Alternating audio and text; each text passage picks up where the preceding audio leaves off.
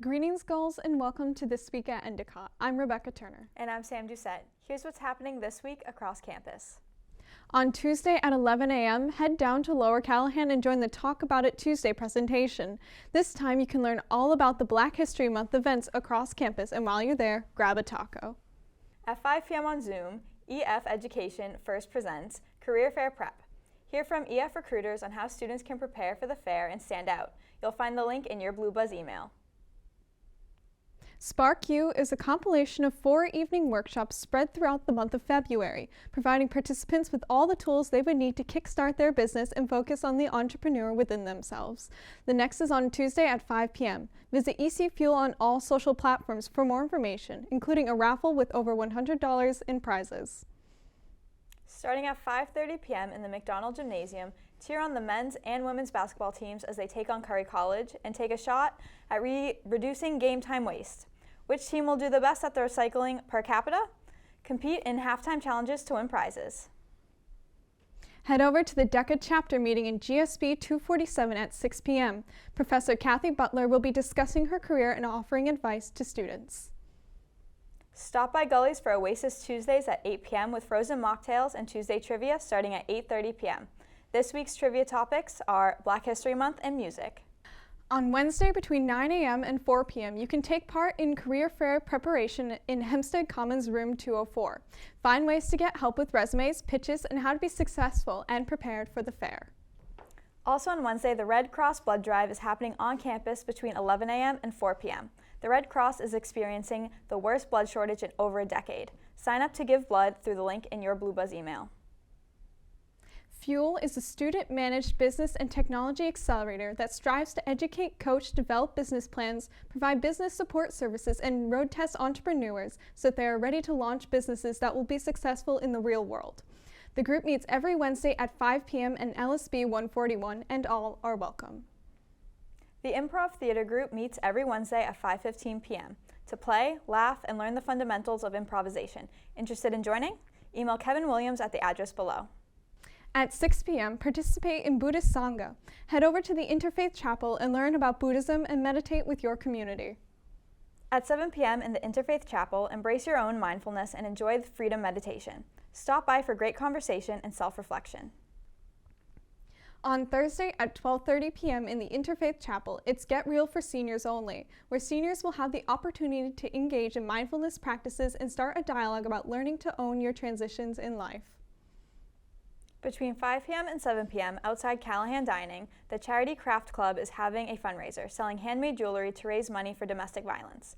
All of the money will be donated to HAWK, which stands for Healing Abuse Working for Change, and is based out of Salem. At 7:30 p.m. in the Interfaith Chapel, come to the screening of the award-winning documentary Reckoning in Boston.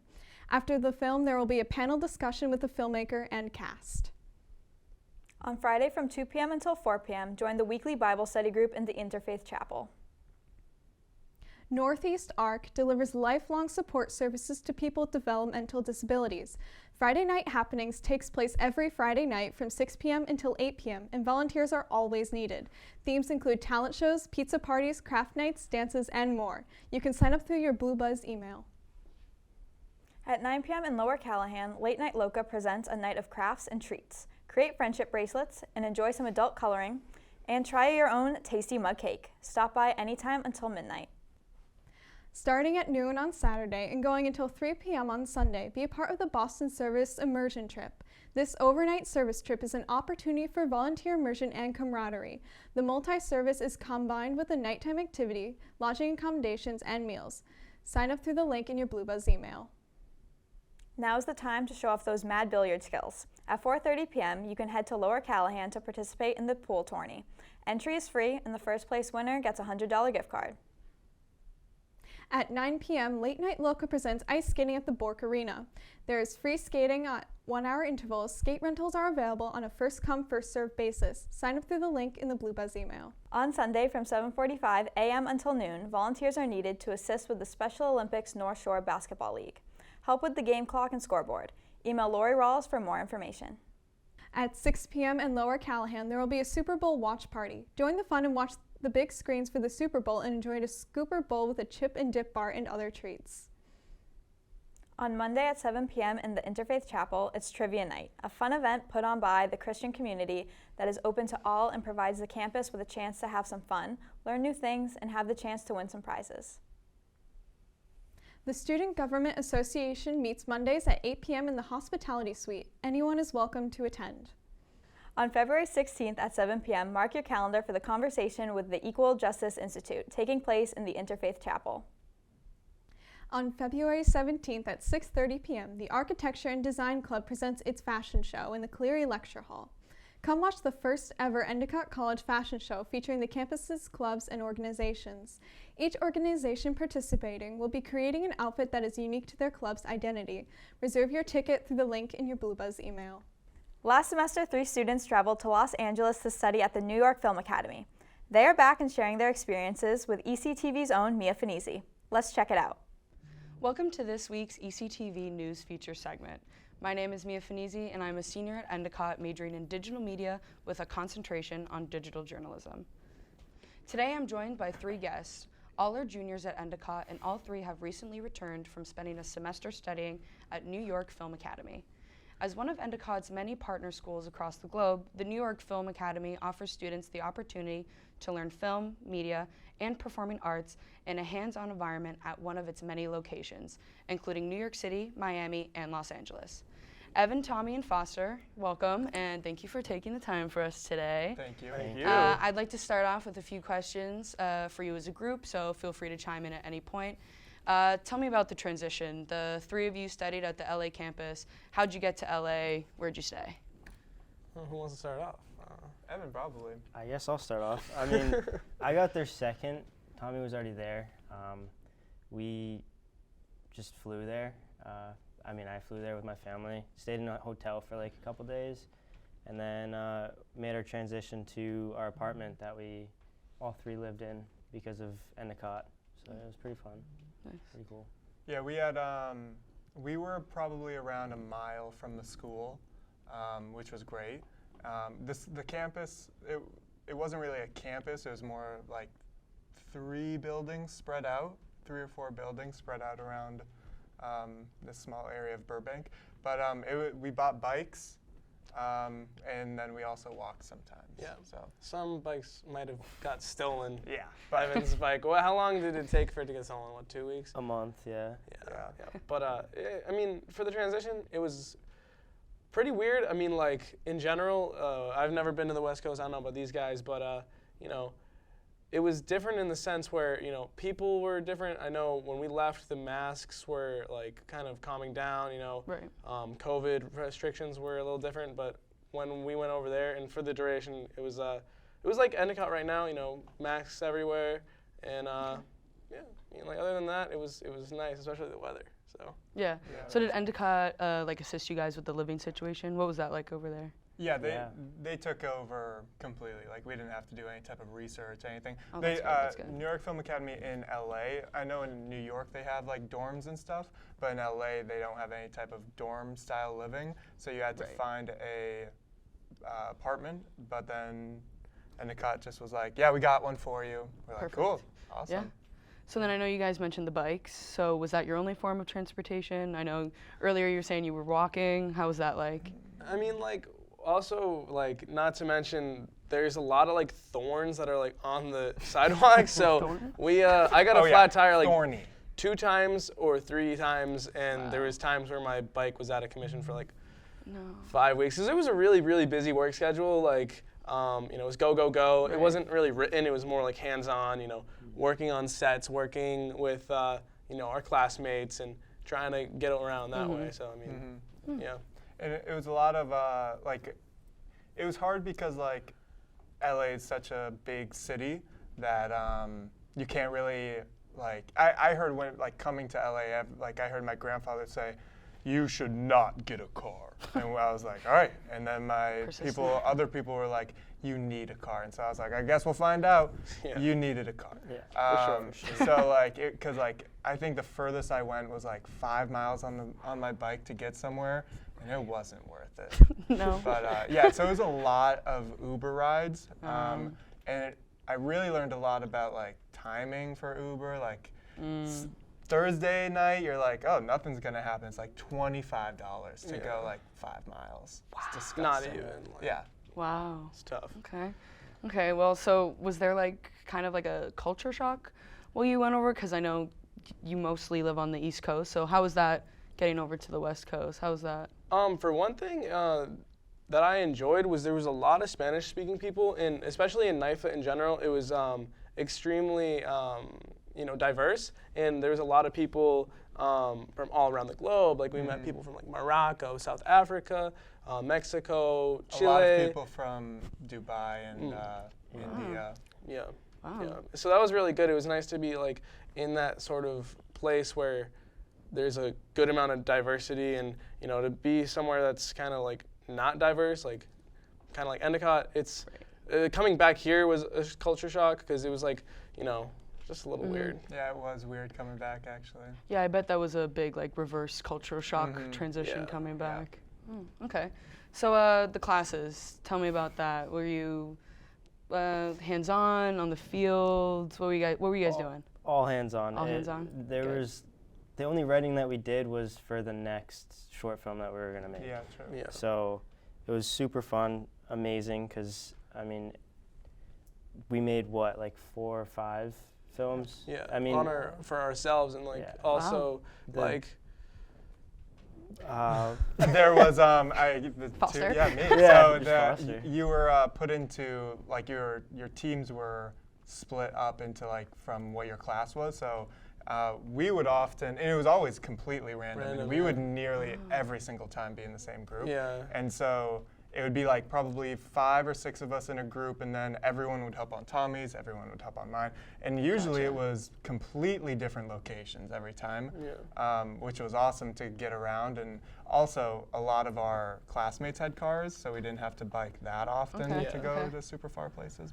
And it was also really neat because, being with all those other kids, like, you also met other people at NIFA, and for me, even stuff that wasn't within our classroom, because we had, another like 8 kids who all went to each of the same classes together. So, you work on those other 8 kids' projects, and also more people that you've met. Like I worked on like 2 or 3 like projects from other people's, and it was a lot of fun. And it's fun to get out there and.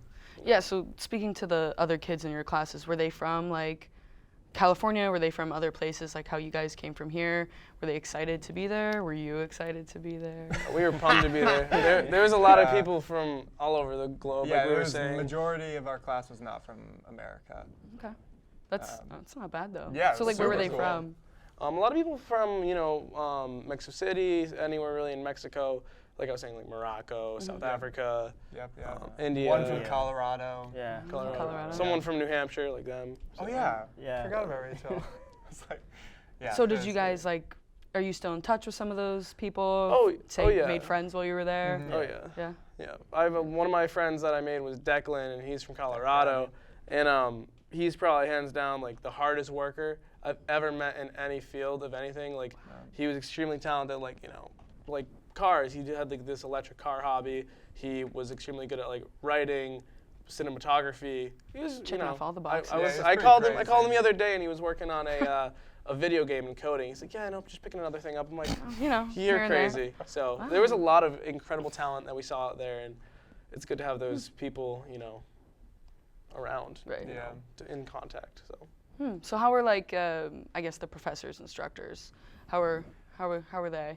Were they different from over here? Kind of the same? I'd love to also touch on this. You may. They were amazing. I mean, most of them were amazing. I did have my different opinions with some of them on like my personal work that made me happy. Right. But it was fine because like I know that they're trying to help and stuff. But yeah, I mean, it's just like here. It was a small class, so they knew all of us like by name and everything. So That's good. It was good like to get those connections, and they all worked in like the professional field in Hollywood. Oh. So it was really nice to get like their feedback on stuff. So yeah. Yeah, I would say that they were for sure like supportive, but they were insanely hard. I mean, really? Like compared to like Endicott's professors, I feel like you make a misstep and it's like like they'll have you. I mean, professors at NIFO too were like that, but it was for sure like we were like, at least for me, I was like, God, these guys are really strict. Like, God damn, I really can't mess up that much. So Yeah, and they really wanted you to utilize everything to your advantage in order to do well and succeed. For one of our, we had this one project that was, what was it called? Production workshop, and each student presented a scene from a certain show or movie, and 4 got picked to become a production workshop. Actually, all 3 of our ideas got picked, and we were chosen as directors. we do have a photo of that. Yeah, I don't know if it's in there, but yeah, I sent it. yeah, I mean, like one of our professors was like, you need a silk if it's gonna be outside. So a silk is basically a large, like tarp to log out. There it is. And so mine was outside, and we got this huge tarp. Basically, it was I want to say like at least 20 by 20 feet, right? huge. It was probably a little bigger. It was than pretty that. big. It was way too big. Yeah, the professor was like, yeah, you got like the biggest one, and Yeah. they're Of like, course. maybe a fourth of that you needed. Okay. Yeah, but it was good because then after he was he gave me a lot of praise, and it helped me like want to do even better because he was like, it was one of the best production workshops we've had, and I was like, dang, I think I started crying. Yeah, that was So pretty he cool. is- Shedding tears. Yeah, we all cried a lot. Oh, for different reasons, but it was like so worth it. good. So worth it. So the campus in LA, did you guys have any how was that kind of set up? Were you guys able to sightsee while you were there too, or? Yeah, we were, so where we lived, we were like the mountain where the Hollywood sign was. We're Okay. Right behind it. we were right behind it. So there's this Oh. big tree on top. We never got to see it, That we never got to see because he I'm- never wanted to go. Oh, so That's right, not even right, true. yeah. Yeah, I guess you'll but have to you go guys back. know he's a liar either way. So, but yeah, we it was this big tree. So whenever we're like, where are we? Like, oh, we're right there. And then geometry stuff like that. Right. But yeah, it was. That being said, even though we could see it, it's still 7 miles away to be able to get to it, which would be $30 Uber ride. But on our way to campus, there were thankfully, it was just this street of 30 restaurants, and they were all just so diverse and different from each other. So that was pretty cool. That's helpful. Oh. Yeah, and one thing that we went, I know they just showed a clip of it a second ago.